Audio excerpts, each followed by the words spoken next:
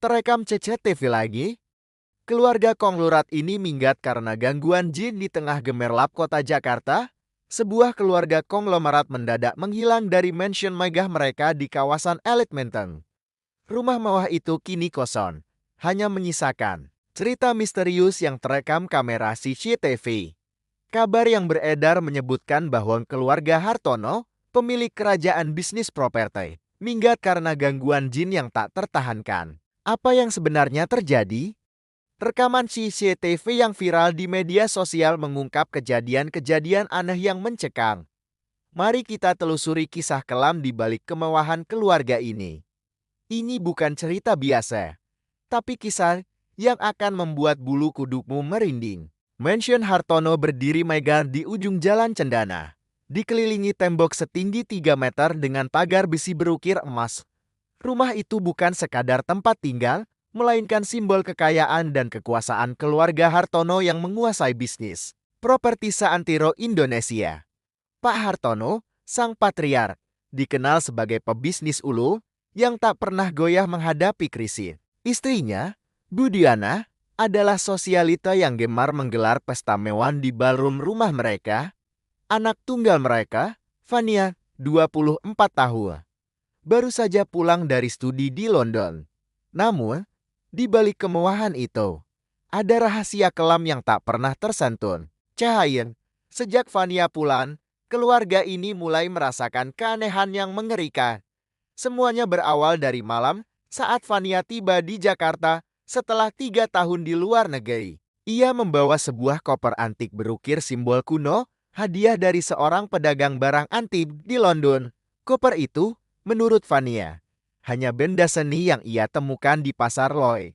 Namun, sejak koper itu masuk ke rumah, suasana mansion berubah. Lampu-lampu di koridor utama sering berkedip tanpa sebab. Suara langkah kaki terdengar di lantai atas saat tengah malam.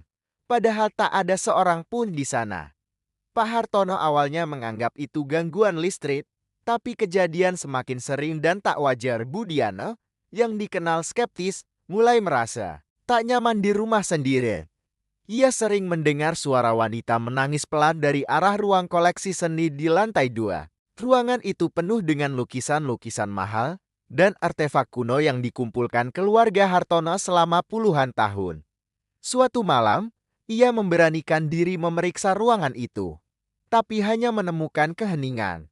Namun, saat ia menyalakan lampu, bayangan hitam melintas di cermin besar di sudut ruangan. Jantungnya hampir copot, tapi ia tak berani cerita pada siapapun. Ia hanya berdoa agar itu cuma halusinasi. Karena kelelahan, Fania di sisi lain tampak tak terganggu. Ia malah asyik merekam vlog tentang kehidupan barunya di Jakarta untuk pengikutnya di media sosial. Namun, tanpa ia sadari, beberapa rekaman vlognya menangkap hal-hal aneh. Dalam salah satu video, saat ia berbicara di kamarnya, pintu lemari di belakangnya terbuka perlahan tanpa disentuh. Pengikutnya di Instagram mulai berkomentar, menanyakan apakah rumahnya berhantu. Fania tertawa, menyebut itu efek angin. Tapi di lubuk hatinya, ia mulai merasa ada yang mengawasinya. Malam itu, ia bermimpi tentang seorang wanita berpakaian hitam yang menatapnya dari ujung ranjang. Keanehan di mansion semakin menjadi-jadi. Kamera CCTV yang dipasang di setiap sudut rumah mulai merekam hal-hal yang tak bisa dijelaskan. Di lorong utama, sebuah vas antik tiba-tiba jatuh dan pecah tanpa ada yang menyentuhnya. Di ruang makan, kursi-kursi bergerak sendiri, seolah ada yang menariknya. Rekaman paling mengerikan adalah di ruang tamu, saat bayangan humanoid tanpa wajah muncul di sudut ruangan, lalu menghilang dalam hitungan detik. Pak Hartono, yang awalnya tak percaya hal gaib, mulai mempertanyakan akal sehatnya. Ia memanggil teknisi untuk memeriksa CCTV, tapi tak ada kerusakan. Budiana akhirnya tak tahan. Ia mengundang seorang paranormal terkenal, Mbak Sari, untuk memeriksa rumah mereka. Mbak Sari, yang dikenal sering membantu keluarga elit mengatasi masalah gaib, tiba dengan wajah serius. Saat melangkah masuk, ia langsung merasakan energi berat di mansion itu. Ada yang terikat di sini, katanya dengan suara pelan. Ia menunjuk koper antik Vania sebagai sumber masalah. Menurutnya, koper itu bukan sekadar benda seni, melainkan wadah roh jahat yang terperangkap selama ratusan tahun. Vania membantah bersikeras bahwa koper itu tak berbahaya. Tapi Mbak Sari memperingatkan bahwa roh itu tak akan pergi begitu saja. Malam itu, Mbak Sari melakukan ritual pembersihan di ruang koleksi seni. Ia membakar kemennya dan membaca mantra dalam bahasa yang tak dimengerti keluarga Hartono.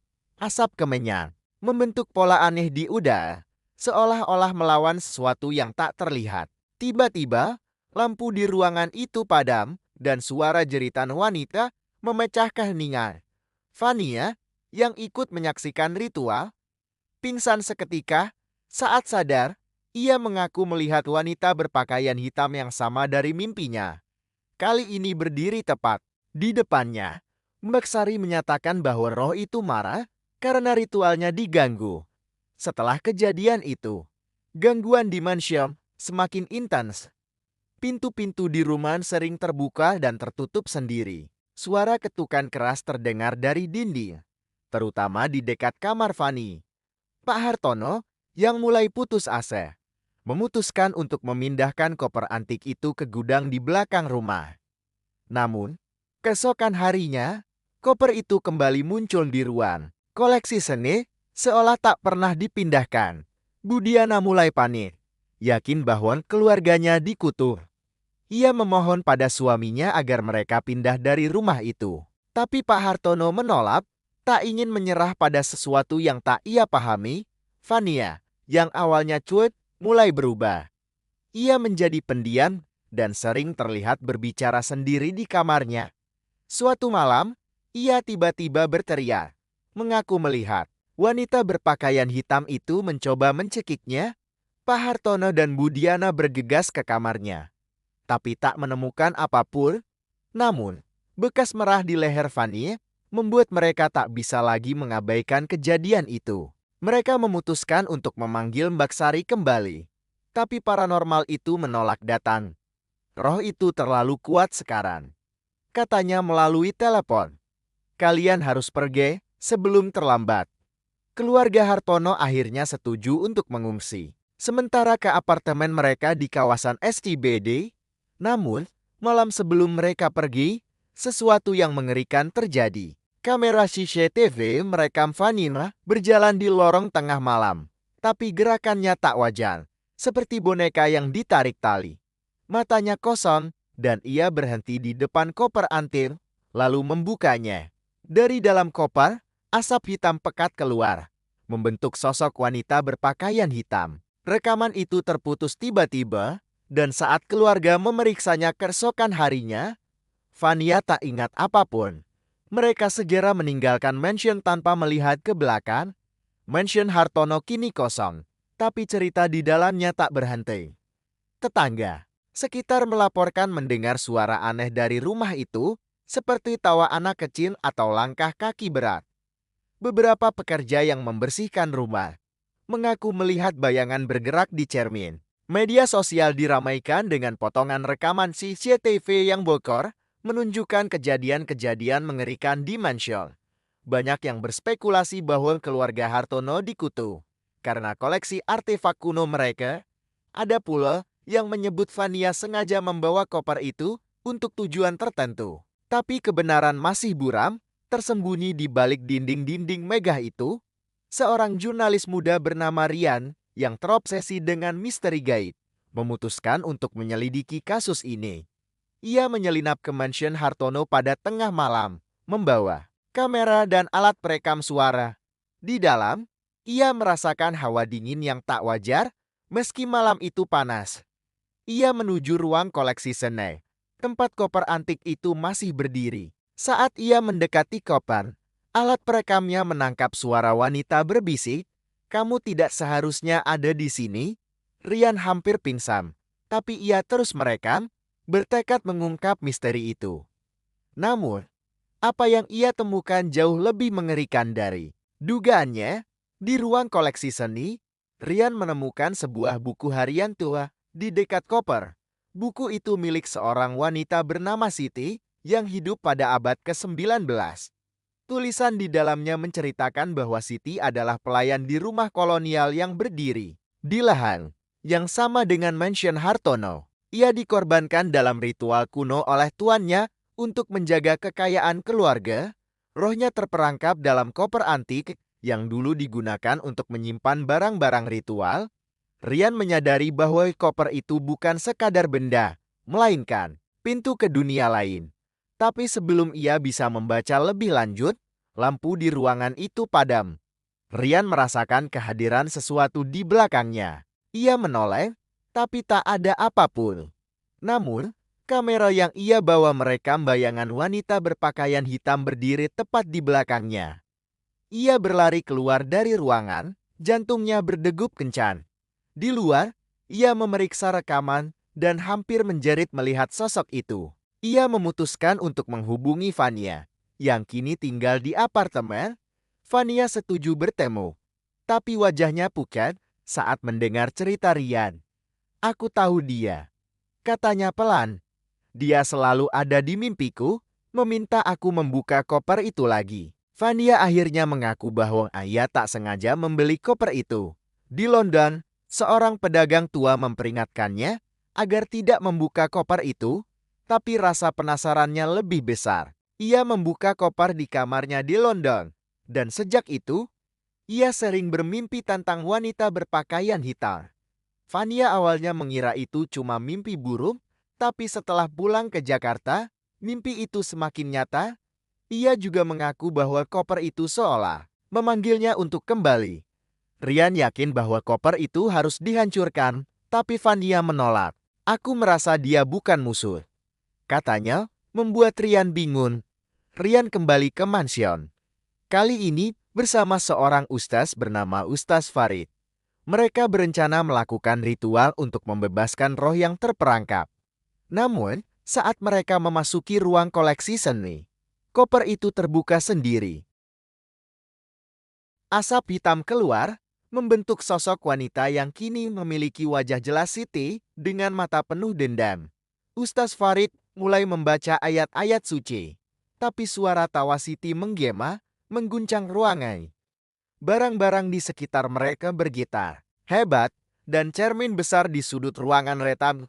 Rian dan Ustaz Farid terpaksa melarikan diri, meninggalkan koper yang masih terbuka. Keesokan harinya, Rian mendapat telepon dari Vania.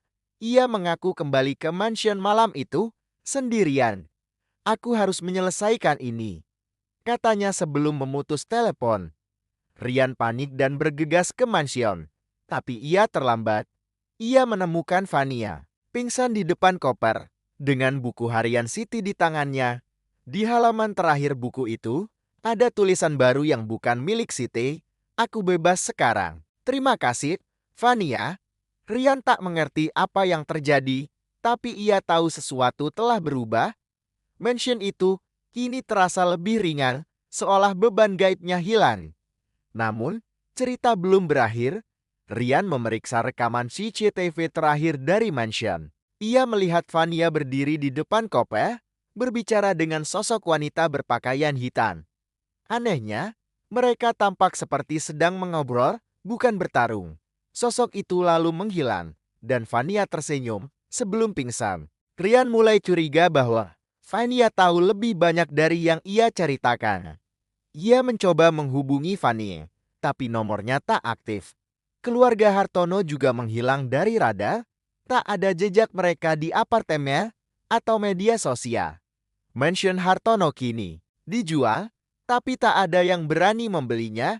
Rian memutuskan untuk mengunggah temuannya ke YouTube, berharap mendapat petunjuk dari netizen. Videonya viral dalam hitungan jam, dengan ribuan komentar yang berspekulasi tentang nasib Vania dan keluarga Hartono. Ada yang bilang Vania dirasuki, ada pula yang menyebut ia sengaja membebaskan roh Siti untuk tujuan tertentu. Rian sendiri tak yakin apa yang harus dipercaya. Ia hanya tahu bahwa koper itu kini hilang dari mansion, dan tak ada yang tahu kemana perginya. Tapi setiap malam, ia merasa ada yang mengawasinya dari sudut ruangan. Ia mulai mempertanyakan, Apakah ia telah membawa sesuatu bersamanya dari mansion itu? Sementara itu, di sebuah kota kecil di Jawa Tengah, seorang pedagang barang antik menerima kiriman misterius. Sebuah koper antik berukir simbol kuno tiba tanpa pengirim yang jelas. Pedagang itu, yang tak tahu apa-apa, memajang koper itu di tokonya. Malam itu, ia mendengar suara wanita menangis dari dalam koper. Ia mengabaikannya, mengira itu cuma imajinasinya. Tapi keesokan harinya, pelanggan mulai melaporkan keanehan di toko itu. Lampu berkedip, dan bayangan hitam terlihat di cermin. Pedagang itu mulai takut, tapi ia tak tahu bahwa koper itu membawa kutukan yang jauh lebih besar dari yang ia bayangkan. Kembali ke Jakarta, Rian terus menyelidiki. Ia menemukan dokumen lama tentang lahan tempat mansion Hartono berdiri.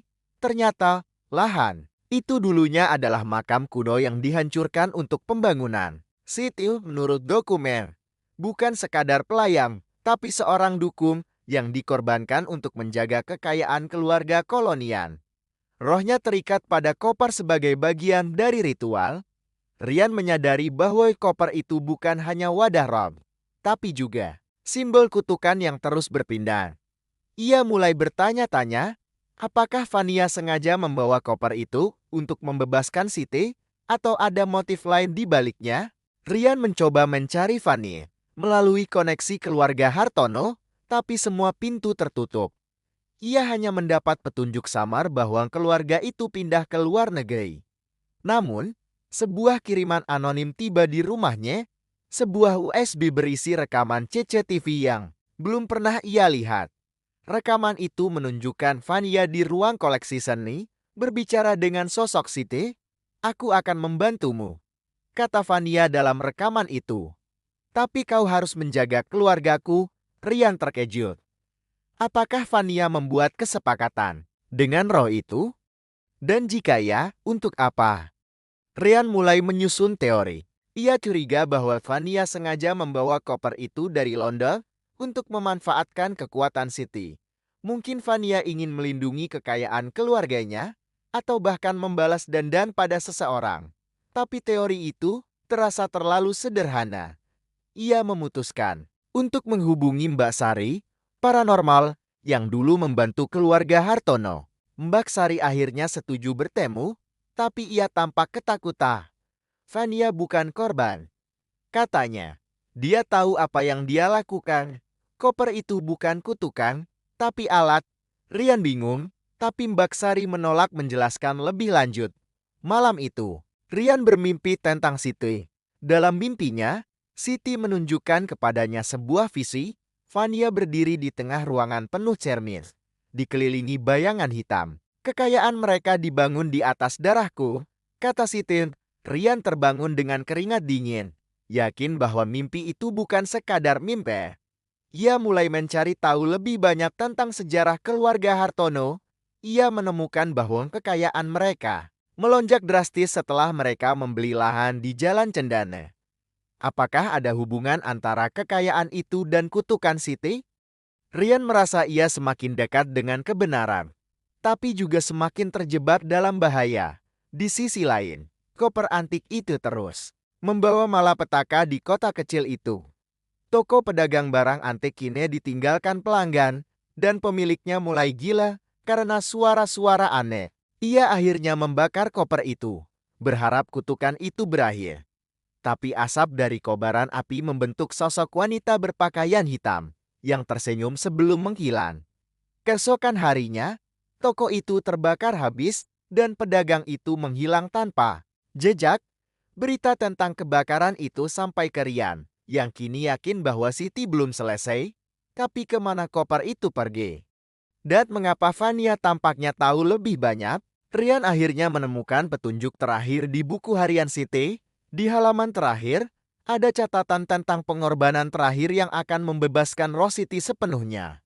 Tapi pengorbanan itu membutuhkan seseorang yang rela menyerahkan hidupnya. Rian mulai curiga bahwa Vania sengaja membebaskan Siti dengan imbalan sesuatu, mungkin kekayaan abadi untuk keluarganya. Tapi harga yang dibayar Vania jauh lebih besar dari yang ia duga. Rian memutuskan untuk mengunggah semua temuannya ke YouTube, berharap Fanie atau keluarga Hartono akan muncul untuk menjelaskan. Tapi yang ia dapatkan justru ancaman anonim untuk berhenti menyelidiki. Seminggu kemudian, Rian menerima video pendek dari nomor tak dikenal. Video itu menunjukkan Fania, tapi wajahnya bukan lagi Fania yang dulu. Matanya hitam pekat dan suaranya berubah, mirip dengan bisikan Siti. "Kamu terlalu jauh masuk, Rian," katanya sambil tersenyum. "Siti bukan roh yang terperangkap. Aku adalah Siti." Rian terpaku di depan layar, menyadari bahwa Fania telah dirasuki sepenuhnya oleh Siti sejak malam di mansion. Keluarga Hartono tidak minggat karena takut, tapi karena mereka tahu Fania bukan lagi putri mereka. Koper itu hanyalah alat untuk memindahkan roh Siti ke tubuh Fania. Dan kini Siti bebas, berkeliaran di dunia dengan wajah baru. Rian menghentikan penyelidikannya, tapi ia tak bisa melupakan wajah Fania atau Siti di video itu. Mansion Hartono kini benar-benar kosong, tapi cerita tentangnya terus hidup di media sosial. Koper antik itu tak pernah ditemukan lagi, tapi rumor tentang keberadaannya terus bermunculan di berbagai kota. Apakah Siti masih mencari korban baru? Ataukah Fania masih berjuang melawan roh yang menguasainya? Tak ada yang tahu pasti, yang jelas. Misteri ini jauh dari selesai, dan Rian, meski ketakutan, tak bisa berhenti bertanya, siapa yang akan menjadi sasaran Siti berikutnya? Kisah keluarga Hartono dan koper misterius ini benar-benar bikin merinding. BOKAY, jika kalian suka cerita ini, jangan lupa klik tombol subscribe di channel ini untuk update cerita-cerita seru lainnya. Berikan like jika kalian merasa bulu kuduk berdiri, dan tulis di kolom komentar apa teori kalian tentang nasib Fania dan Siti. Jangan lupa share video ini ke teman-teman kalian yang suka cerita misteri. Mari kita ungkap lebih banyak rahasia bersama. Sampai jumpa di video berikutnya.